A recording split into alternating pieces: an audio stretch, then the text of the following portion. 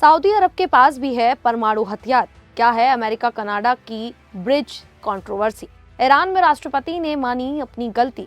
यूनुस ने बांग्लादेश में खूब मचाई लूट। भारत पाकिस्तान संघर्ष पर फिर बोले ट्रंप। नमस्कार, मेरा नाम है शालिनी और आप देख रहे हैं द न्यूज़ 15। स्वागत है आपका हमारे खास प्रोग्राम दुनिया के हालचाल में। चलिए नजर डालते हैं इन बड़ी खबरों पर विस्तार से। ईरान के इस्लामिक रिवॉल्यूशनरी गार्ड कॉपर्स के पूर्व कमांडर हुसैन कनानी मोगदाम ने एक बड़ा दावा किया है। उनका कहना है कि सऊदी अरब के पास परमाणु बम है, लेकिन वह दुनिया से इसे छुपा रहा है। उन्होंने ये भी कहा कि अमेरिका और इजराइल को सऊदी की इस परमाणु क्षमता की पूरी जानकारी है। ये बयान उन्होंने रूस के सरकारी चैनल RT को दिए एक इंटरव्यू में दिया। कनानी ने एक और आरोप लगाया कि अमेरिका, इजराइल, CIA और मोसाद जैसी पश्चिमी एजेंसियां ईरान में होने वाली विरोध प्रदर्शनों को समर्थन दे रही है।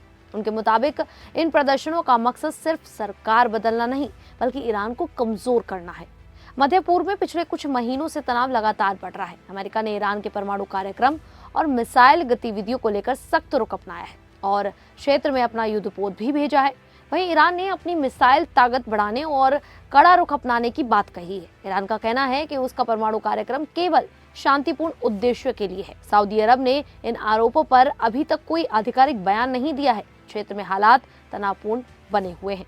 तो वहीं अमेरिका और कनाडा के बीच रिश्तों में एक नया विवाद सामने आया है। ये मामला ओंटारियो यानी कि कनाडा और मिशिगन यानी कि अमेरिका को जोड़ने वाले गॉर्डी होवे इंटरनेशनल ब्रिज को लेकर है। ये पुल दोनों देशों के बीच व्यापार और यात्रा के लिए बहुत महत्वपूर्ण माना जा रहा है और इसे 2026 में शुरू करने की योजना है। व्हाइट हाउस का कहना है कि राष्ट्रपति डोनाल्ड ट्रंप के पास इस ब्रिज के लिए जारी परमिट में बदलाव करने का अधिकार है। ट्रंप ने चेतावनी दी है कि अगर कनाडा उनकी कुछ शर्तें नहीं मानता तो वह ब्रिज के उद्घाटन को रोक सकते हैं। माना जा रहा है कि ट्रंप इस मुद्दे का इस्तेमाल नए व्यापार समझौतों में कनाडा पर दबाव बनाने के लिए कर रहे हैं। अमेरिका की आपत्ति ये है कि ब्रिज का नियंत्रण कनाडा के पास ज्यादा है और इसके निर्माण में अमेरिकी सामग्री का उपयोग कम हुआ है। हालांकि कनाडा के प्रधानमंत्री मार्क कार्नी ने भरोसा जताया है कि बातचीत से ये विवाद सुलझ जाएगा। कनाडा ने इस प्रोजेक्ट का पूरा खर्च उठाया है, लेकिन दोनों देशों की संयुक्त भागीदारी बताई जा रही है।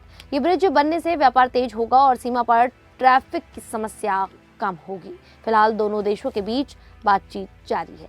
तो वहीं ईरान में इस्लामिक क्रांति की 47वीं वर्षगांठ के मौके पर एक बड़ा और अलग कदम देखने को मिला।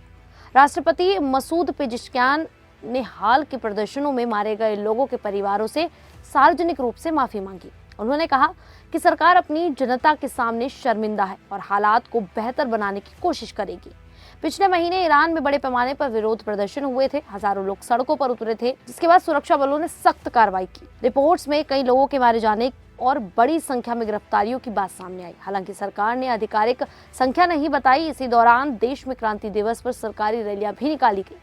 कई जगह सरकार के समर्थन में भीड़ दिखी, लेकिन कुछ इलाकों में लोगों ने घरों के अंदर से सरकार के खिलाफ नारे भी लगाए। इससे साफ है कि देश में समर्थन और नाराजगी दोनों मौजूद है।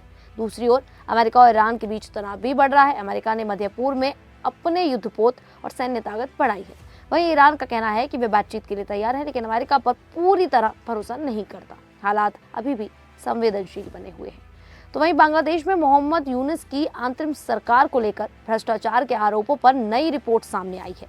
ढाका से आई 2 रिपोर्टों में दावा किया गया है कि देश में भ्रष्टाचार के मामलों में बढ़ोतरी हुई है और सरकार के कई मंत्रियों की संपत्ति तेजी से बढ़ी है।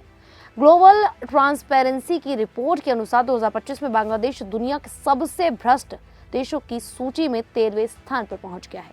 पहले ये 14वें स्थान पर था।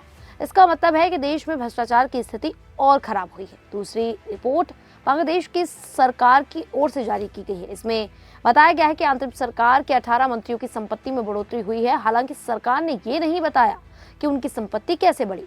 रिपोर्ट के अनुसार प्रधानमंत्री मोहम्मद यूनुस की संपत्ति में लगभग 1.6 करोड़ टका का इजाफा हुआ है। वहीं कुछ सलाहकारों की संपत्ति भी कई गुना बढ़ गई है। एक सलाहकार की संपत्ति 98 लाख टका से बढ़कर करीब 2.5 करोड़ टका हो गई। विशेषज्ञों का कहना है कि ये आधिकारिक आंकड़े हैं और असली संपत्ति इससे ज्यादा भी हो सकती है।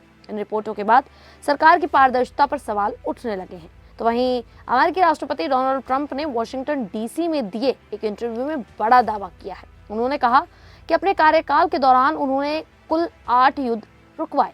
ट्रंप के मुताबिक इनमें से कई मामलों में उन्होंने देशों पर भारी टैरिफ लगाने की चेतावनी देकर समझौता कराया। ट्रंप ने भारत और पाकिस्तान का भी जिक्र किया। उनका कहना था कि उस समय दोनों देशों के बीच हालात बहुत गंभीर थे और स्थिति परमाणु युद्ध तक पहुंच सकती थी। उन्होंने दावा किया कि उनकी टैरिफ की चेतावनी के बाद तनाव कम हुआ और हालात संभल गए।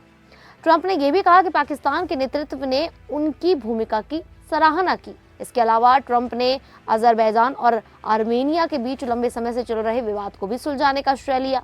उनका कहना था कि व्यापार और टैरिफ के दबाव से समझौता जल्दी हो गया। हालांकि भारत सरकार ने ट्रंप के इन दावों को खारिज किया है। भारत का कहना है कि भारत पाकिस्तान के बीच संघर्ष विराम दोनों देशों के सैन्य अधिकारियों की सीधी बातचीत से हुआ था। भारत ने साफ किया है कि पाकिस्तान से जुड़े सभी मुद्दे केवल आपसी बातचीत से ही सुलझाए जाएंगे, किसी तीसरे देश की भूमिका नहीं है। खैर, ट्रंप के इस बयान को लेकर आप लोगों की क्या राय है, आप हमें कमेंट करके जरूर बताएं।